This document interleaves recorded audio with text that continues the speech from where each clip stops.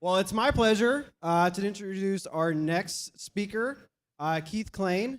And if you've ever Googled Keith's name in a search box, you'll find just an enormous wealth of testing knowledge, and especially around context-driven type testing is one of my favorite bloggers, and not more than bloggers, but actually thought leaders in the space. So I'm really excited to hear what he has to say today on the topic of Agile as making a transition from tester to leader. So let's welcome Keith Klain.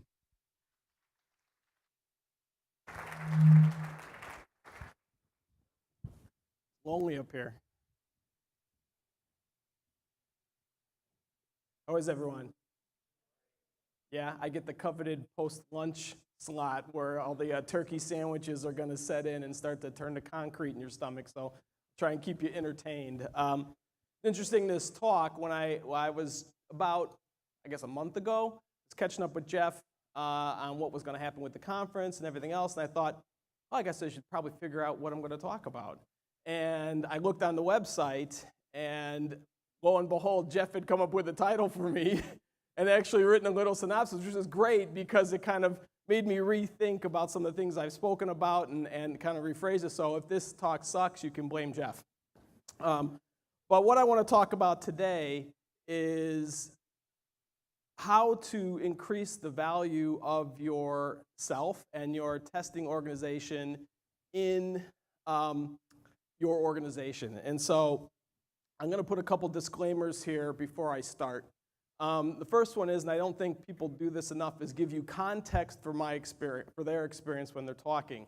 And my experience has been in software testing for about 20 plus years in what I call enterprise technology. So this is large organizations that build technology, but their business is not technology. So for me, that's been a lot of banking, little bit in retail, but primarily financial services. So these are, investment banks, wealth management. I worked at UBS. I worked at Citigroup. I ran a large team at Barclays, running their global test center. And so that's what my context is. So the ideas that I'm going to talk about in my experience level are limited to that, which is frankly where a lot of really good ideas go to die, right?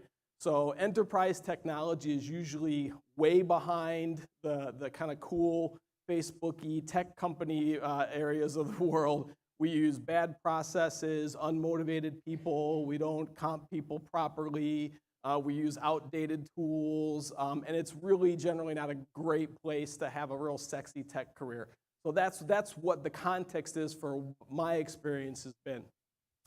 The other thing I'm going to say, and I used to put this slide up here to kind of make fun of other speakers in the software testing business, but it's actually kind of a note to myself as well, which I love. And if you haven't read Thinking Fast and Slow by Daniel Kahneman, you should absolutely read it if you're in the software testing business.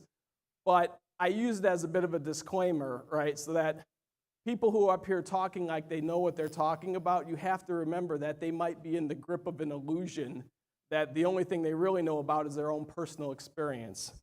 And that's why I feel like everything that you might have heard today or I'm going to say should be met with a healthy dose of skepticism.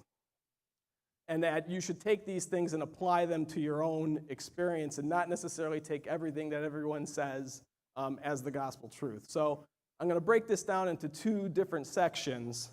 One of why aren't there more people in testing that have leadership positions?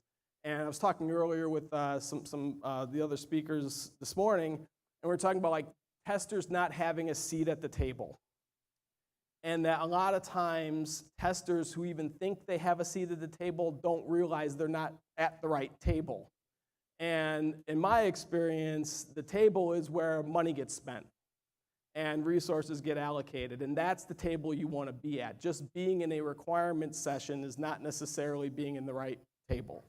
And so what I want to talk about is why is it so hard for testers to get to that table, and then kind of distill down 3 pieces of advice with some actions for you if you're a tester that I've seen help you improve the value for yourself and your organization as a tester. So the other thing I like to do is split up very frequently between what's my opinion and what has been my experience. And I think a lot of times people don't do that enough. So I'm going to give you my opinion first, and then I'm going to give you my experience as to how I think things can change. So one of the reasons why testing can be looked at as a secondary career path, kind of a third-class citizen, and the primary reason for that to me is that the culture of your organization is the overriding factor of how well you're going to be able to do there. And the problem with a lot of organizations is that the quality around software testing sucks.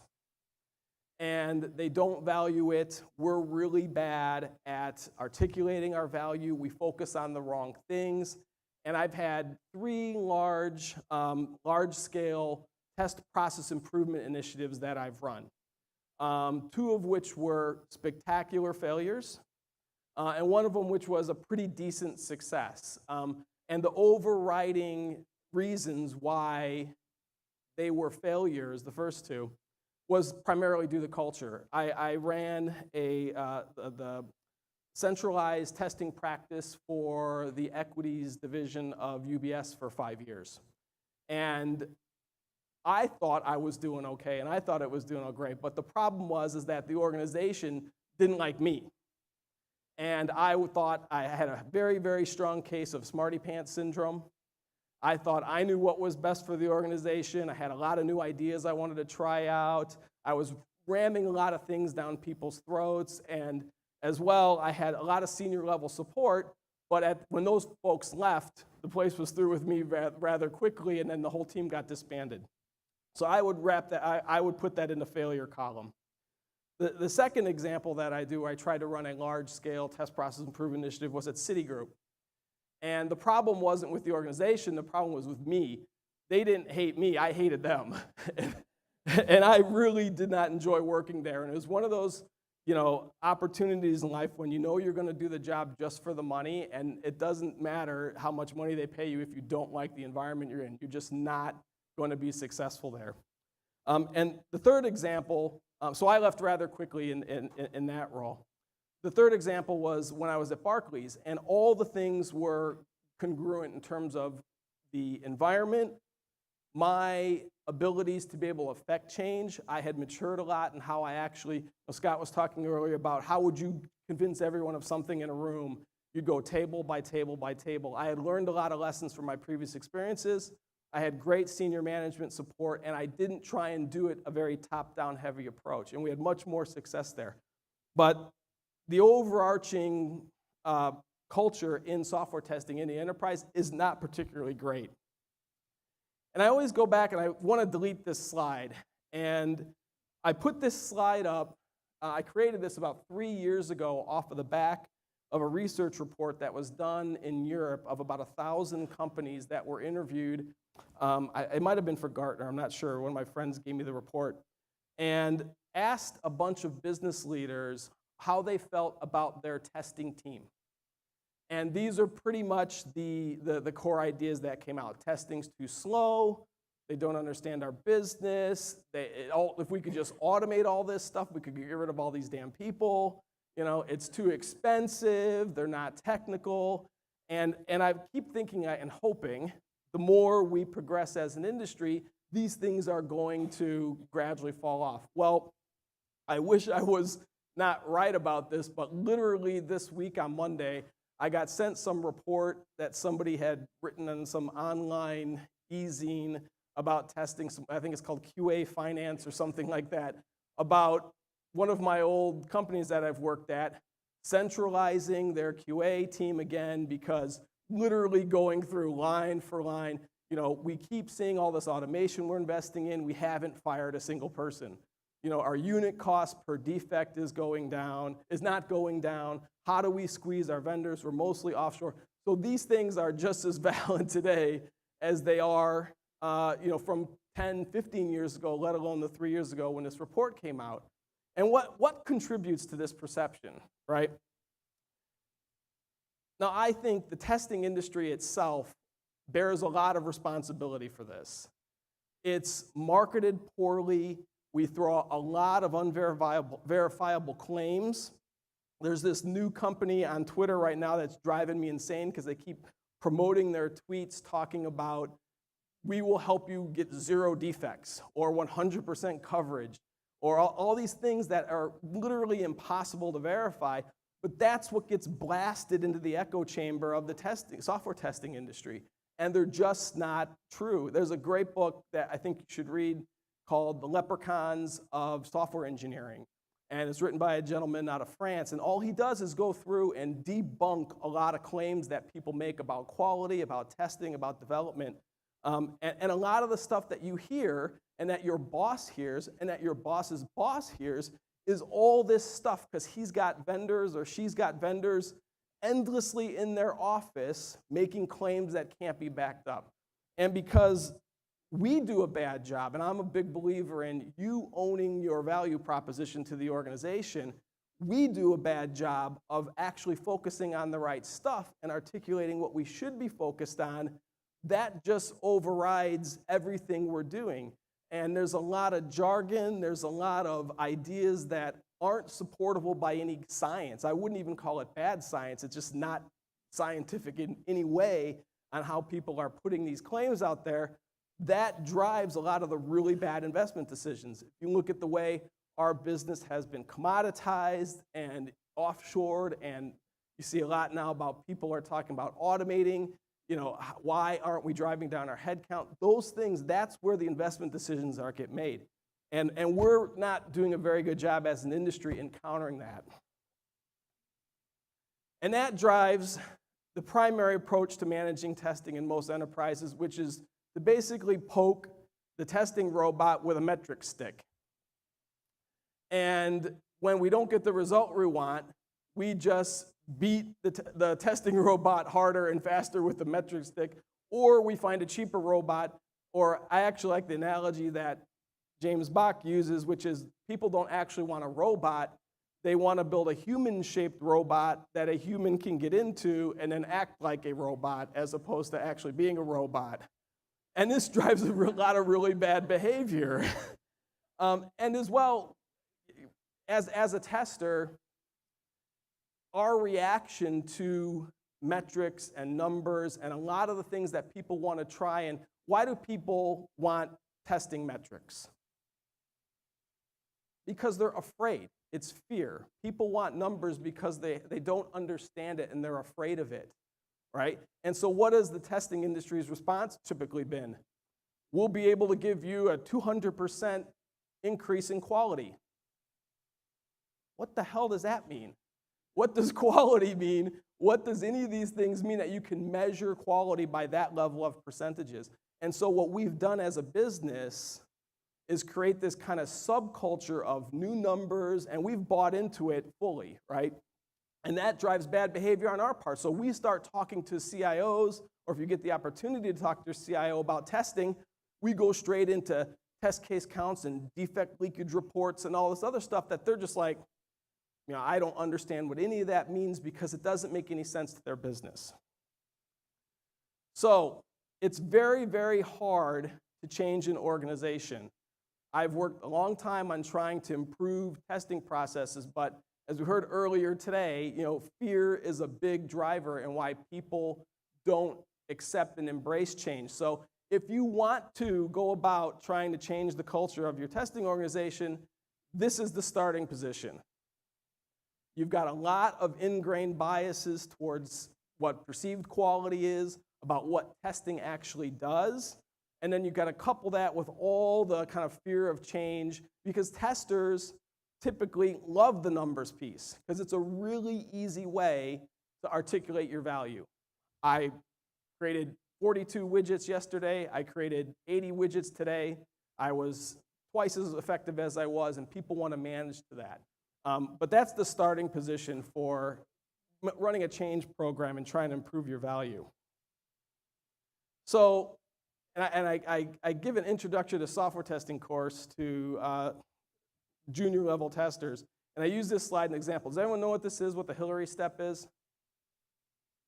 So the Hillary, do you know who that is? Edmund Hillary and Tenzing Norgay? Right, so that's Everest, right?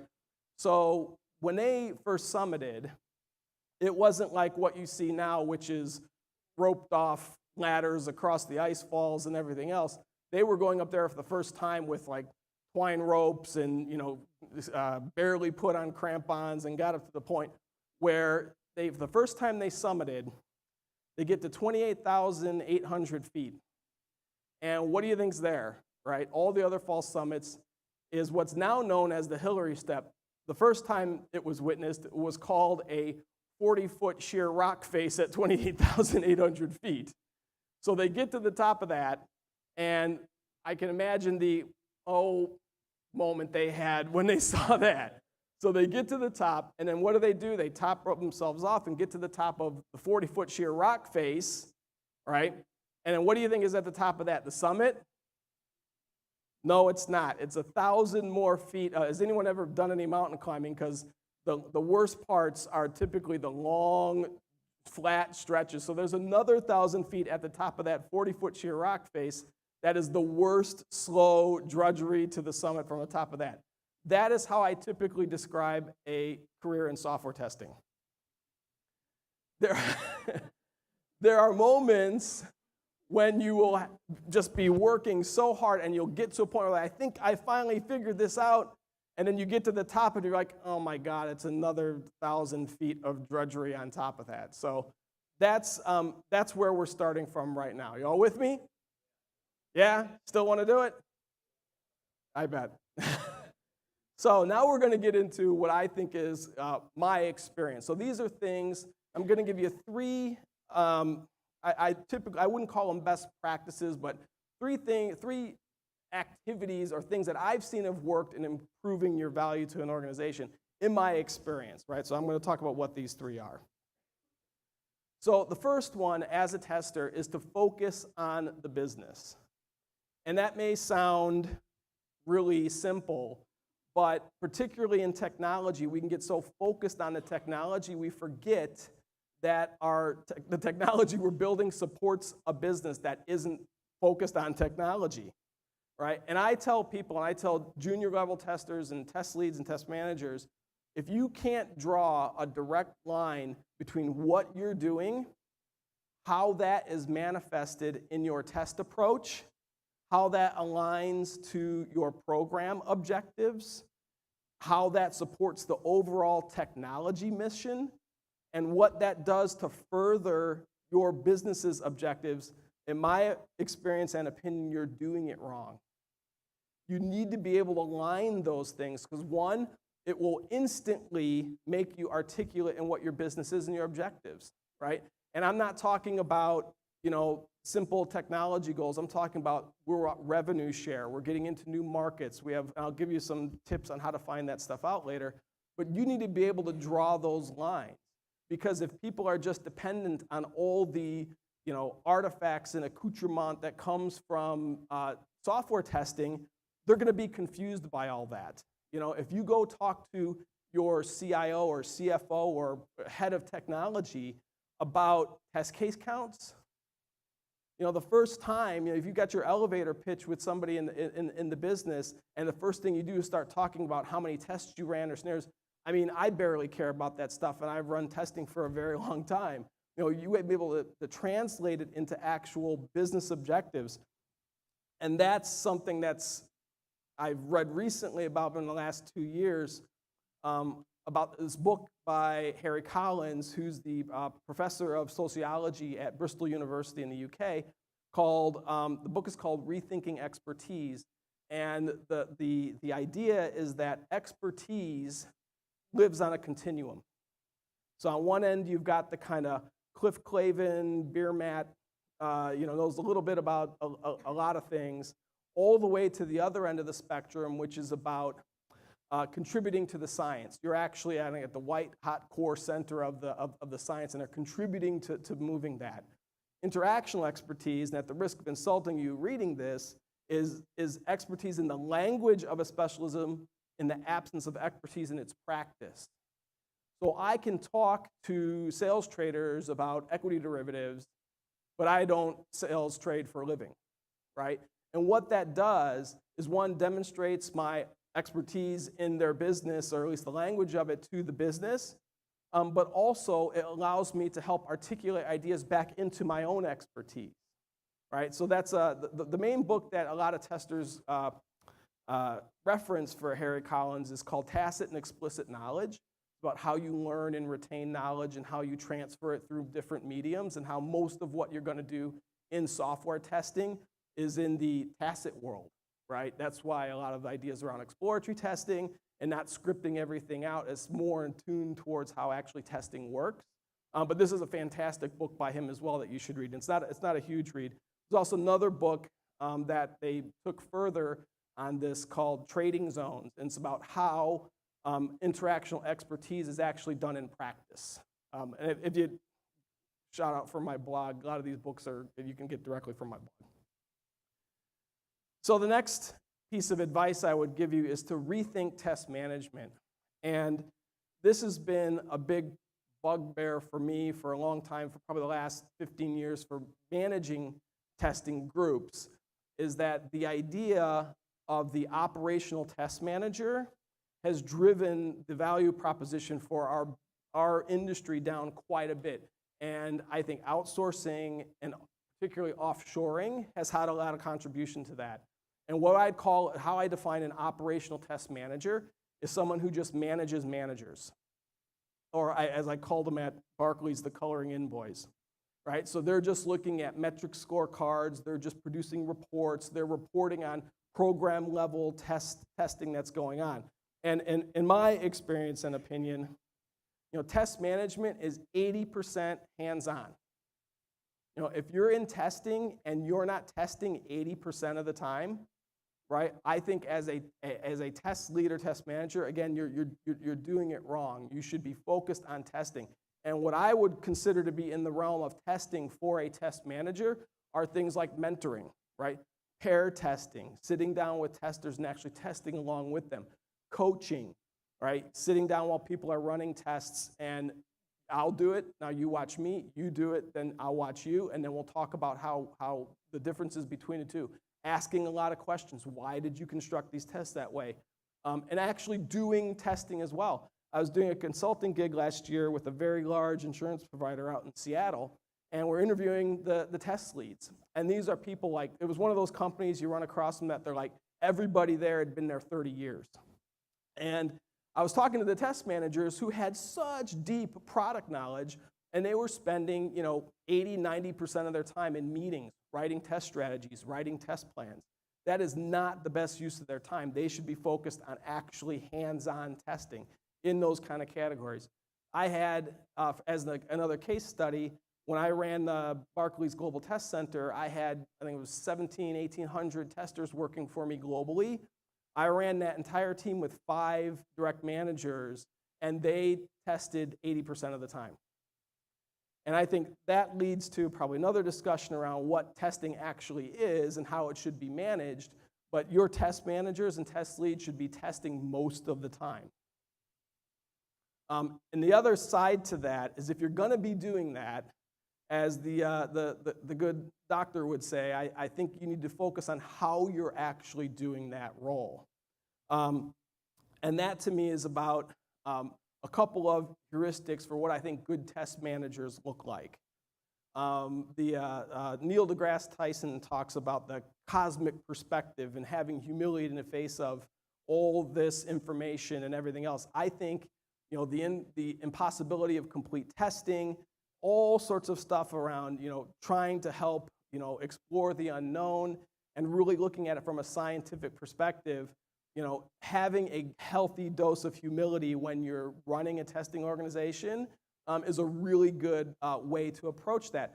Also, it really helps avoid the smarty pants syndrome that you can get, and this kind of, some people call it healthy tension.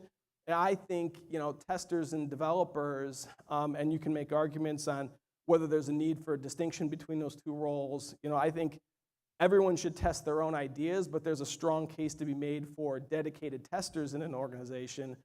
But the way you relay information, the way you talk about problems and issues that you found, coming at it from a, I don't know everything, this is what I've seen and observed is a great way to start.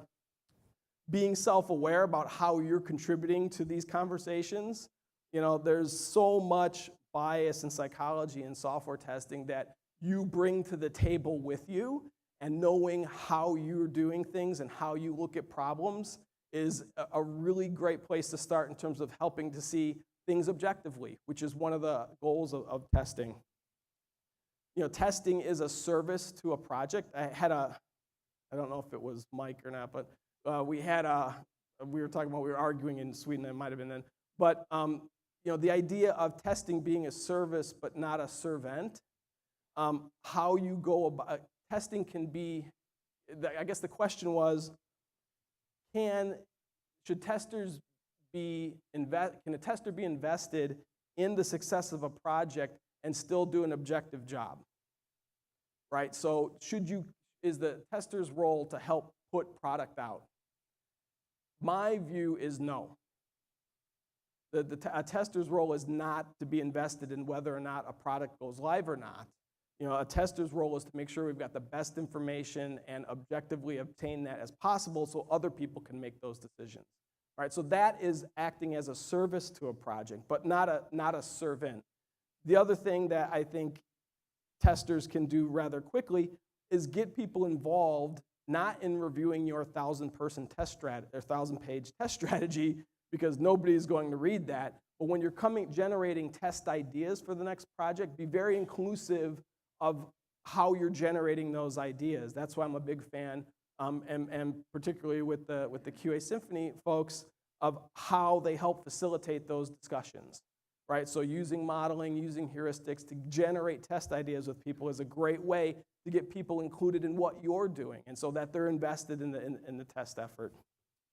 The last bit there around being context aware, I align myself towards the context-driven testing school of thought around how testing should be managed and executed.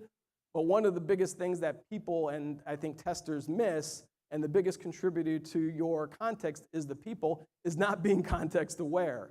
And I've run into it again and again and again where you see, it's the whole, I use this example of the QA versus testing language problem. Right? Some organizations say QA. Have you QA'd this? Is it in QA? You know, what are we going to QA that? Is it QA'd? And then I've seen actually discussions with other testers who come in and do this kind of subversive, passive-aggressive language correction. So they'll say, well, did you QA this? Yeah, I tested it. Okay, well, when's it coming out of QA? When it comes out of test. And you know, that's not very helpful. If you really want to make people hate you, do that. Or not want to work with you, right? And so being context aware and knowing who the people are is another big contributor to being successful rather quickly. So the last tip I would give people is to say, know what the mission of testing is. And we kind of had some discussion around this at dinner last night. And you know, I'm a big believer in a certain idea about testing. And so what do people think the mission of testing is?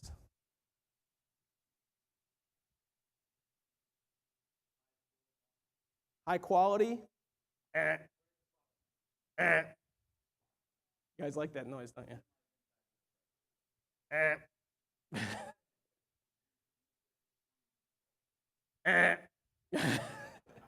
I'm going to tell you in a minute, so people are going to stop raising. Identify risk. So I'll tell you what it is. All right, you ready? Are you ready? You're all sitting getting sick, but my kids love when I do that. So is my wife, actually. I bet. So the mission of testing is information. Brilliant. So the mission of testing is information. That's great. Make sure he gets a T-shirt. And all those things you all raised are types of information, or there's an information set around that. But as soon as you start making other things, like defect-free software, right? And I know you're probably saying, you're laughing as you say that, it's probably a bit of a joke, but that's not too far from what I've seen a lot of organizations try and do, or a lot of vendors will tell you they can help you achieve, right? It's defect-free software, which is, one, impossible, and two, what happens when you start looking for something specific? you're probably gonna find that, right? And you'll miss all sorts of interesting things that might help you make better decisions about your software. It's a classic case of confirmation bias, And the other thing that comes with that is, inattentional blindness, right? Where you only see what you want to see and you miss things to the side that could be valuable. So understanding what your mission is, which is information, puts that at the center of it. And also what that does is help you follow what I believe is the right way to manage testing, which is pretty much the scientific method, right? If you really want to improve the value of your software testing quickly, just follow the scientific method. Ask a question, right? Find out what you want to know, conduct an experiment, observe the results, and as Scott said earlier, a experiment doesn't know what the result is before you execute it, right? And then observe the results and report what you found. So many people, and I see this in automation again and again and again, that people have a specific goal in mind, which is we got to reduce costs. My friends at the bank who are producing papers now about all their problems, reduce costs, headcount, unit costs, got to speed up. As soon as you start making those the objectives of testing, right, or the mission of testing, you're going to start making really, in my experience, bad decisions really quickly. I've managed testing for 20 plus years. I have never, and run countless automation projects. I've never fired a single person because we built automation. And generally what the heuristic is our headcount increases and it gets more expensive, right?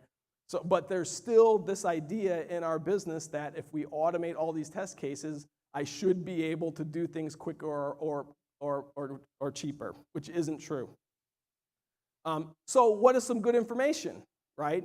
If you're looking for kind of a base set, and I can never remember the gentleman's name who gave me this piece of advice, but it's a great piece of advice, and particularly if you work in publicly traded companies, it's a great way to really go on a rocket ride for your value proposition.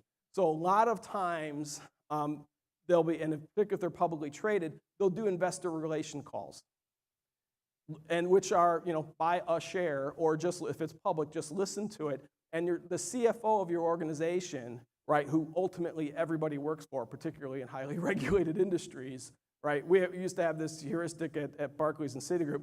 If you could go to jail for something that was said publicly, you were important, right? So we would try and help those people, and listen to the questions that the analysts, the media, the people covering your company ask your CFO, right? And then try and figure out how to help that person answer those questions through test ideas, right? So if it's about risk, right? If it's about market exposure, if it's about those things, that's great information because that's what your test ideas should be focused on. Particularly in highly regulated industries, and I've done lots of testimony in Singapore and India, pretty much every regulator in banking I've given sworn testimony to. Increasingly, they want to know how you're actually, I got asked by MAS, which is the Monetary Authority of Singapore, can you quantify the quality of your testing? Which is a fundamentally different question that I was being asked 10 years ago or even probably 5 years ago, which was primarily they wanted to see, well, what's your test process? Show me your flow chart, and where do you keep your test cases? People are now wanting to see, as a result of things like Knight Capital. Does everyone know what Knight Capital is? Anyone here work in a regulated industry in finance? Just you guys, all right. So if you want to really, and you. So if you really want a really good case study of how things can go pear-shaped really quickly, do a Google search on Knight Capital, which was, I think at their height, accounted for about 30% of the volume on the NYSE, and a big electronic trading firm. And I think it was in 2012, so it's not even that long ago, they released an algorithm into one of their electronic trading engines, and about 45 minutes later, they were down about 440 million, and they got kicked off the exchange, and I think a month later, they were bought by some Chinese firm. Their stock dropped about 60% in 2 days. In 45 minutes, they went from being one of the big three players on the New York Stock Exchange to being acquired. And that case study, aside from probably scaring all of you now, how quickly algos can go bad in electronic trading, that entire case study is on the SEC's website. So you can do a lot of opposition research or do a lot of research on failure scenarios. There's great stuff that's available through the Department of Defense about problems you can see that are going to relate to threats to your own business. They may not map one-to-one, but that's great information, again, to model your test approach on. Doing a lot of opposition research, and that's why I like doing things like this, because you get a chance to talk to testers about the industry, but so many people who are software testers have no idea who people are, what our business is. By show of hands, I'll just do this poll for them. Who here knows who James Bach is? Right, maybe 15, 20%, right? So James Bach is probably one of the most famous software testers on the planet. He's an expert witness. He was the expert witness for Netscape and the Microsoft Netscape. Can you separate Explorer from their operating system? He actually did the whole expert witness testimony on that. He writes tons of books about that, and so few people actually look into the business and see. He has got tons of information and great test ideas and free strategies and heuristics that you can use and do that you can quickly adapt to your own environment. And lastly, this, at the risk of being slightly hypocritical here, I've actually come to a few traders before with ideas that we came up with for new business opportunities. Because if you're modeling the user space, if you know your business well, you can actually start to come up with ideas for new things. If you want to increase your value to your organization quickly, actually come up with some market research that you're incorporating into your testing. And lastly, you're happy now? And lastly, manage your own expectations. I think this is, probably my favorite. I should probably get it put on a t-shirt, but changing testing is extremely hard. There's a lot of ingrained bias in our business, in our industry. People don't want to change. You're fighting an uphill stream against a lot of the vendors and a lot of preconceived ideas about what testing is. So if you want to do this, I would focus on yourself first, and then your team around you. The implementation that I did at Barclays, we started with a few small teams. We did tons of extra work. We just had to do it, and then started to evangelize those out around us. But we started with the individuals first. But it's going to be extremely hard, and a lot of times you have to wait for the right environment for you to be successful in that. So with that, thank you very much. I don't know if we have time for questions, but that's me. Do we have any questions for Keith? 100 people or so. So we stopped doing test cases, basically altogether. Instead, we switched to something called test notes, and this is kind of like a real Miko-ish approach. And we started looking into doing exploratory testing, but we haven't. And my partner and colleague here, he looked into some of the Bach works too, but we haven't seen specific frameworks or kind of like very actionable guidelines on how to do exploratory testing. So are there frameworks or specific methodologies that teach you how to do that? Yeah, there's a ton of stuff that you can absolutely watch, talks. Available on his website is the heuristic test strategy model, which breaks down. Have you taken rapid software testing? No, so there's some training that's available in that on how to structure exploratory testing. John Bach invented, his brother actually invented a way of managing exploratory testing called session-based test management, there's tons of stuff available on that you can see. But also, one of the great things about the context-driven testing community is you should reach out to James directly. I'd probably do it privately first, because if you know James, he's very loud and very opinionated, but he also does a lot of stuff to help people get better at testing privately. So I can probably turn you on to some of those tutorials and videos and things to watch. Thanks. Other questions? All right. Thank you, Keith. All right, thank you.